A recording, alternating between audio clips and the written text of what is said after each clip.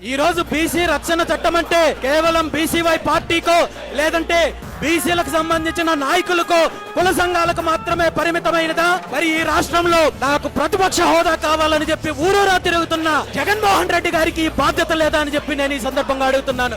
ఈ 2 సంవత్సరాల కాలంలో, ఈ 16-17 నెలల కాలంలో జగన్మోహన్ రెడ్డి గారు అనేక సార్లు ప్రెస్ మీట్లు పెట్టడం జరిగింది, మీడియా ముందుకు రావడం జరిగింది, పబ్లిక్ లేక రావడం జరిగింది. కానీ నేను చూస్తూనే ఉన్నాను, ఎక్కడైనా బీసీలకు ఇచ్చిన హామీ గురించి జగన్మోహన్ రెడ్డి గారు ప్రస్తావిస్తారని చెప్పి చూస్తుంటే ఏ ఒక్క రోజు ఏ ఒక్క చోట బీసీలకు ఇచ్చిన హామీ గురించి జగన్మోహన్ రెడ్డి గారు ప్రస్తావించే పరిస్థితి లేదంటే జగన్మోహన్ రెడ్డి గారికి ఉన్న చిత్తశుద్ధి ఏంటో ఈ సందర్భంగా మనం అర్థం చేసుకోవచ్చు. కేవలం తెలుగుదేశం పార్టీ జగన్మోహన్ రెడ్డి గారే కాదు, మిగిలిన ఏ ఒక్క పార్టీ కూడా ఈ అంశాన్ని చర్చించే పరిస్థితి లేదంటే వీళ్ళందరి ఉద్దేశం ఒక్కటే, బీసీలకు రక్షణ చట్టం ఇస్తే, బీసీలను సేఫ్ జోన్ లో ఉంచితే మరి మేము ఎవరి మీద దాడులు చేయాలి, ఎవరిపైన తప్పుడు కేసులు పెట్టాలి, ఎవరిని పావులుగా ఉపయోగించుకోవాలి, ఎవరిని అనగదొక్కాలి, మరి మాకు అవకాశం లేదు. కాబట్టి 2 పార్టీలు తోడు దొంగల్లాగా,